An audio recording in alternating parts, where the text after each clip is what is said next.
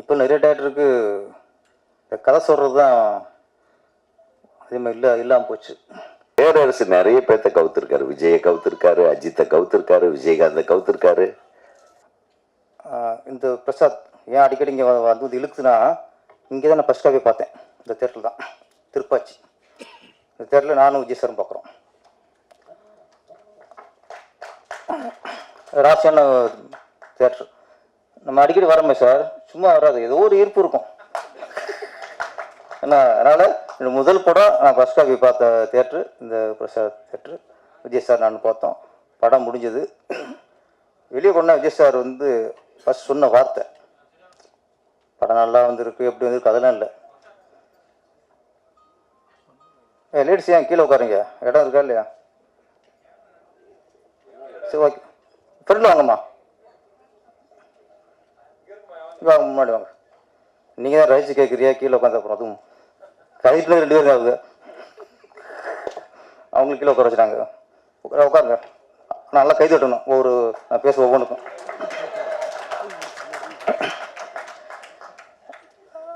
வெளியே போனா நான் படத்தை பற்றி என்ன சொல்ல போகிறாரு அப்படிங்கிறது. எனக்கு படம் வாய்ப்பு கிடைச்சிச்சு, விஜய் சார் கொடுத்த வாய்ப்பு. இந்த படம் அவருக்கு ஆடியன்ஸுக்கு அப்படியே முதல்ல இவருக்கு நிறைவாக இருக்குங்கிற எனக்கு முதல் இந்த ஒரு துடிப்பாக இருந்துச்சு.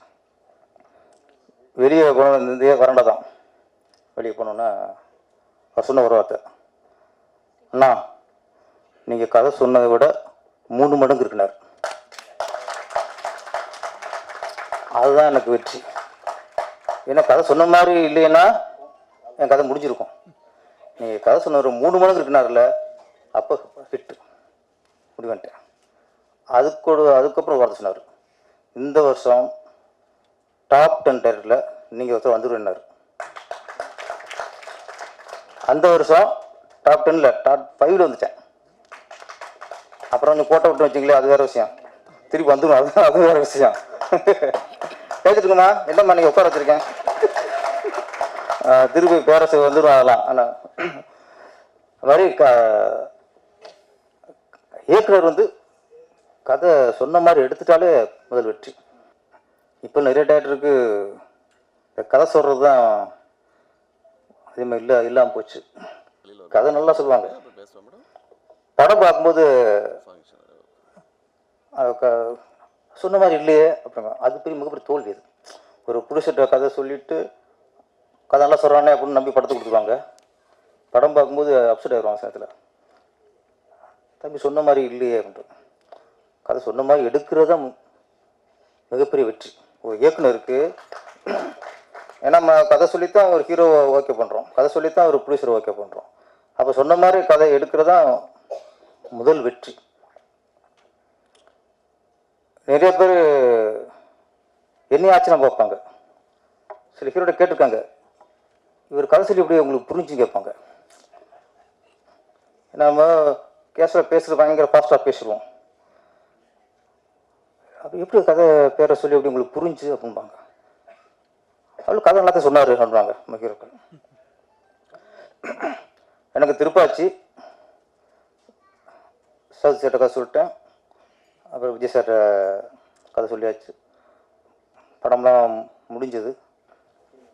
அப்போ இப்போ உள்ள படங்களுக்கெல்லாம் வெற்றி அப்படிங்கிறது,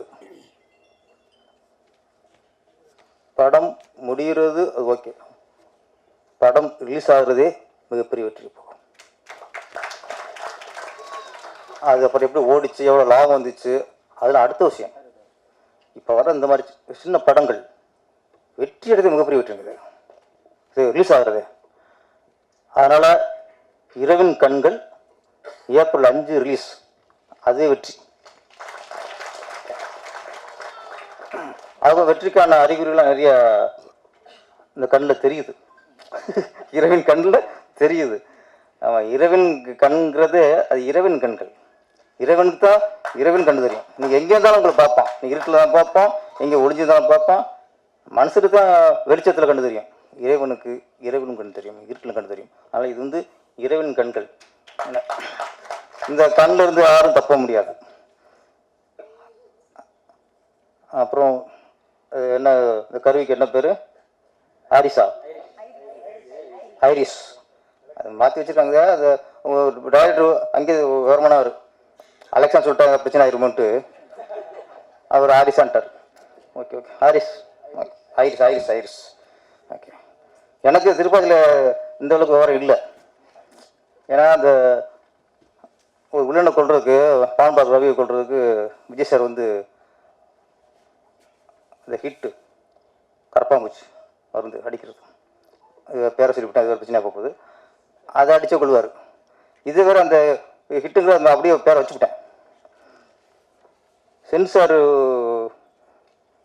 போச்சா, சென்சார் பிரச்சனை இல்லை. படம் வச்சுக்க அப்புறம் ஹிட்டு, படம் ஹிட்டு, அவன் ஹிட்டு வச்சு போட்டான், 2 ஹிட் ஆகி போச்சு நம்மளுக்கு. என்னடா அப்படின்னா என்னதான் பண்ணுறது, ரிலீஸ் ஆகி போச்சு. அவர் வந்து பூச்சிக்கொல்லி மருந்து, அது நீங்கள் பூச்சிக்கொல்லி மருந்து மனசுக்குள்ளி மருந்து ஆகிட்டீங்க அப்படின்ட்டு அவங்க பேண்டப்பில் வேறு மாதிரி போச்சு. என்ன பண்ணுறது, அதை நீங்கள் எங்கள் பேர் தெரியக்கூடாதுன்னாப்புல. இது நடாண்டோம். அப்புறம் இரவோட இரவா அந்த பேர் அடித்தான். அப்போ தான் நான் டெக்னிக்கலாகவே வேலை பார்த்தேன். இப்போ நிறைய இப்போ டிஐ வந்துருச்சு, என்னென்னமோ வந்துச்சு, கிராஃபிக்ஸ் வந்துருச்சு. நம்ம ரிலீஸ் ஆனதுக்கப்புறம் ஒரு டெக்னிக்கலாக பார்த்தது அந்த ஹிட்டு அடிச்சு தான். ஆனால் திருப்பாச்சி ஹிட் அடிக்க முடியாது, அந்த ஹிட்டை தான் அடிக்க முடிச்சு. அது மாதிரி இப்போ வர இயக்குனர்லாம் ரொம்ப விவரமாக இருக்காங்க. அப்புறம் திருப்பாச்சி அப்போ நம்ம இந்த கிராமத்து படம்ல சில வார்த்தைகள்லாம் அதில் இருந்துச்சு, விட்டுட்டாங்க. சிவகாசி ரிலீஸ் ஆகுது, பார்த்துட்டாங்க. பார்த்துட்டு அந்த சென்சாரை பார்க்குறாங்க, 4-5 கட்டு. இல்லை இது என்னடா கட்டு இருக்குன்னு பார்த்தா 2-3 வார்த்தைகள். அப்போ நான் வந்து பெரிய பிரில்லியன் நினச்சிட்டு வாதாடுறேன் சென்சார் ஆஃபீஸர்கிட்ட. சார் என்ன சார் இந்த வார்த்தையில் நீங்கள் சவுண்டை தூக்கிடணும். சார் திருப்பதியில் நான் இருக்கேன் சார், இந்த வார்த்தை இருக்குது, இந்த வார்த்தை இருக்குது. ஒரு உதாரணம் சொல்கிறேன், நாதாரின்னு இருக்குல்ல, ஆமாம் நாதாரின்னு அதில் இருந்துச்சு, அதில் விட்டீங்க, ஏன் சார் இதில் தூக்குறீங்க? நான் அப்போ அது விட்டதான் பிரச்சனைங்க. அதுக்கப்புறம் தான் இந்த வார்த்தைக்குள்ள இந்த அர்த்தம் எங்களுக்கு தெரிஞ்சுட்டாங்க அவங்க சென்சார். ஏன்னா நிறைய லெட்ரு வந்துருக்கு, என்ன சார் இந்த வார்த்தை விட்டீங்க, இதுக்கு இந்த அர்த்தம், இந்த வார்த்தைக்கு இந்த அர்த்தம். நம்ம கிராமத்து வார்த்தையை எவனோ ஒருத்தன் ட்ரான்ஸ்ஃபர் பண்ணியிருக்காங்க சென்சார் ஆஃபீஸ். அப்போ அவங்க சொல்லிட்டாங்க, இந்த வார்த்தைக்கெல்லாம் இப்படி அர்த்தங்கிறது இப்போ தான் திருப்பாச்சிக்கு போது எங்களுக்கு தெரிஞ்சு, தயசு தூக்கிருங்கட்டான். பொழப்பில் மண்ணு அள்ளி போட்டாங்களே, 4-5 வார்த்தை வச்சு ஓட்டிலாம் பார்த்தேன். அப்புறம் அது தூக்கணும். அதனால் சென்சாருக்கே நான் சில விஷயம் கற்றுக் கொடுத்துருக்கேன். நிறைய ஒரு கற்றுக்குவோம். இந்த மாதிரி இதில் நம்ம டாப் சுரேஷ் என்னென்னா, அது அலெக்சான்னு சொன்னால் பிரச்சனை வருவாங்களே சார். ஆமாம், இதே பிரச்சனை இருக்கக்கூடாது, அது அலெக்சாவுக்கு இதுக்கு சம்மந்தம் இல்லை, ப்ளீஸ் அது பிற போட்டுங்க. இவர் சொன்ன கருவிக்கும் அலெக்சாவுக்கும் எந்த சம்மந்தமே இல்லை. அது புதுசாக ஒரு கருவியை கண்டுபிடிச்சிருக்காரு. ரஜினி சார் சொன்னார்ல, சிஸ்டம் ரொம்ப கெட்டு கிடக்குனார்ல தானே, சிஸ்டம் கெட்டு போச்சு, சிஸ்டம் கெட்டு போச்சுனாரு. அவர் சொன்ன சிஸ்டம் வேறு. ஆனால் அந்த கண்டென்ட்டில் பார்த்தா நம்ம பாப் சுரேஷ் வச்சுக்கார ஒரு சிஸ்டம், அது கெட்ட சிஸ்டம். அது ஆமாம், அது வந்து இப்போ எல்லா சிஸ்டமும் என்ன ஒன்று கேட்டோம்னா அது தகவல் கரெக்டாக சொல்லும். கதை சொல்ல வேணாம், கதை சொல்ல வேணாம், கொஞ்சம் இதாக இருக்கட்டும், பெப்பாக இருக்கட்டும்.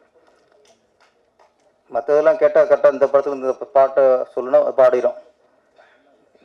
அப்புறம் ஒரு தகவல் கேட்டால் கரெக்டான தகவலை சொல்லிடும். இந்த படம் எப்போ ரிலீஸ் ஆச்சுன்னா அது சொல்லிடும், எல்லாம் சொல்லிடும். இது வந்து இந்த உள்ள சிஸ்டம் மனுஷனை விட கேட்டுட்டு சிஸ்டம் இருக்கும் போல இருக்கு.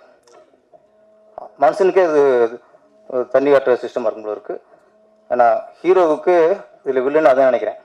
ஓகே, ஸ்டைலில் பார்த்து கொஞ்சம் கதை இதில் வில்லனு. ஆமாம், ஆரியா, ஆரிஸ் ஓகே ஆரிஸ். ஆமாம், அதனால் ஒரு டிஃப்ரெண்டாக இருக்குது. அவர் ஒன்றா கேட்கும்போது ஒன்றா சொல்லுது. அப்புறம் இந்த வருஷத்தில் முண்டம் தனியாக தலை தனியாக போட்டதெல்லாம் நல்லா சொல்லுது. எனக்கு இன்னும் சில விஷயம் தெரியும் அப்படிங்கும்போது யாராண்டு போது கிஸ் வச்சுக்கிறாங்க, அதையும் பார்த்துருக்குது. அதுதான் இறைவன் கண்கள்ங்கிறது. ஆனால் அதனால் இந்த படம் கொஞ்சம் டிஃப்ரெண்ட்டான த்ரில்லர் மூவி. வேஷம் எல்லாருமே புதுமுகங்கள் தான் நினைக்கிறேன். டைரக்டர் புதுசு, மற்ற எல்லாருமே சின்ன சின்ன இவங்க தான். இந்த படத்துக்கு அப்புறம் டாப் சீரியஸ் வந்து டாப் சீரியஸ் ஆகிடணும். தொடர்ந்து இந்த மாதிரி கொஞ்சம் வித்தியாசமான படத்தை கொடுங்க. மீடியாக்கள் தொடர்ந்து சின்ன படத்துக்கெலாம் சப்போர்ட் பண்ணுறீங்க, இந்த படத்துக்கும் சப்போர்ட் பண்ணுங்கள். அந்த அனைவருக்கும் நன்றியும் வணக்கம். இந்த தருணத்துல சிறப்பு விருந்தினர் இன்ஸ்பெக்டர் முருகேஷ் அவர்கள் நம்மளோட ஸ்டேஜ்ல இணைய இருக்காங்க. அவர்களை அன்போடு மேடைக்கு அழைக்கிறேன்.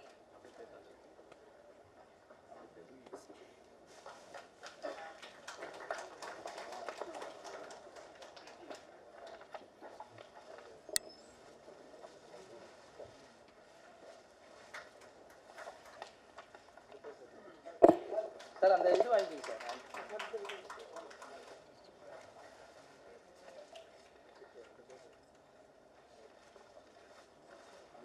Sir Murugesh sir, few words please.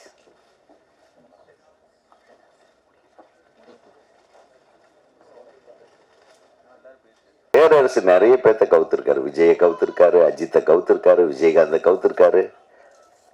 கதை சொல்லாம எப்படி கவுக்க முடியும்? அதெல்லாம் ஒன்றும் இல்லை.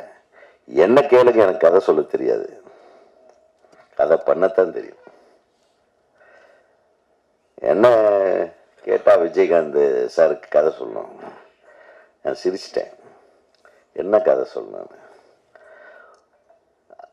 இப்ராஹிம் ராவுதர் அவர்கள் கேட்குறாரு, உதய் நீ ஏதாச்சும் கதை சொல்லுப்பா, அவனுக்கு அட்வான்ஸ் எல்லாம் வாங்கியாச்சு, படமாக ஆரம்பிக்க போகிறேன், கதை சொல்லியான்னு. நானும் யோசனை பண்ணுறேன், ஏங்க இதெல்லாம் 2.25 மணி நேரம் சொல்ல வேண்டிய கதை. அது நான் இன்னைக்கு ஒன்று சொன்னேன்னா நாளைக்கு சொல்லும்போது வேற மாதிரி சொல்லுவேன். படம் எடுக்கிற இன்னைக்கு வேற மாதிரி எடுப்பேன். அது முதல்லயே சொல்லிட்டேன்னா முதல்ல சொல்கிற படத்துக்கு முடிக்கிற படத்துக்கு வித்தியாசம் இருக்காது, வித்தியாசம் இருக்கும். ஆனால் ஒரு விஷயத்த மட்டும் சொல்கிறேன்னா ஒரு வரியில சொன்னேன். துண்டெடுத்து தோளில் போட்டால் பஞ்சாயத்து பண்ண போகிறேன்னு அர்த்தம், அதை இடுப்பில் கட்டினா கோயிலுக்கு போகிறேன்னு அர்த்தம், அப்படி கழட்டி தூக்கி வச்சேன்னா பட்டையை கிளப்ப போகிறேன்னு அர்த்தம். இதுதான் கதை. அவருக்கு ரொம்ப பிடிச்சிச்சு. பட்டையை கிளப்புறம் இருக்கா அப்படின்னாரு. ஆமாம் இருக்கு. அதுக்கப்புறம் நம்ம அந்த மொய் விருந்து பல விஷயங்கள், அந்த கதை, இந்த சின்ன கவுண்டர் படத்தை எடுத்தாவே அதுலேருந்து 10 கதை பண்ணலாம். இப்போ என்ன விட்டாலும் 10 கதை பண்ணிடுவேன். ஸோ அந்த அளவுக்கு நிறைய வாழ்வியல் சமாச்சாரங்கள், அதாவது கண்டென்ட் ஓரியன்ட் சினிமான்னு நான் சொல்ல மாட்டேன். அதை வாழ்வியல் படைப்புகள்ன்றது இன்னைக்கு ரொம்ப கம்மியாக இருக்கு. இன்னைக்கு இந்த ஓடிடி தளத்தை பற்றி எல்லாரும் பேசுகிறாங்க. அது ஓடிடி தளத்துக்காக படம் எடுக்கிறது, அப்படி எடுத்தால் தான் இன்னைக்கு தியேட்டரில் நம்ம ரிலீஸ் பண்ண முடியும்னு ஆகிப்போச்சு. ஒரு காலத்தில் ஃபாரின் ரைட்ஸ் விற்றா தான் இங்கே படம் ரிலீஸ் ஆகும். ஏன்னா ஃபாரின் ரைட்ஸுக்கு ஒரு லம்பாக ஒரு அமௌண்ட் வந்துடும். அதுக்கப்புறம் சேட்டலைட் ரைட்ஸ் விற்றா தான், இந்த தொலைக்காட்சிகளுக்கு சேட்டலைட் ரைட்ஸ் விற்றா தான் நம்ம இங்கே படம் ரிலீஸ் பண்ண முடியுன்ற ஒரு சூழ்நிலை இருந்தது. இப்போ என்னன்னா, ஒரு படத்தை ஏதாச்சும் ஓடிடி ரைட்ஸுக்கு சைன் பண்ணாதான் இந்த படம் ரிலீஸ் ஆகும் அப்படின்ற மாதிரி ஒரு சூழ்நிலை இருக்கு. ஒரு விதத்தில் நம்ம எடுக்கிற சினிமாவை நம்மளை தவிர யாரோ இந்த ரிலீஸை டிசைட் பண்றாங்கன்றது தான் உண்மையை தவிர, ஒரு விஷயத்துல பார்த்தீங்கன்னா ஓடிடி தளம் என்பது இது ஒரு சர்வதேச தளம். நீ ஒரு ஆப்பை எடுத்துட்டு நீ ஒரு ஓடிடி தளத்துக்கு நீங்க கிளிக் பண்ணி படம் பார்க்குறீங்கன்னா உலகம் ஃபுல்லாகவும் அது பார்க்க முடியும்.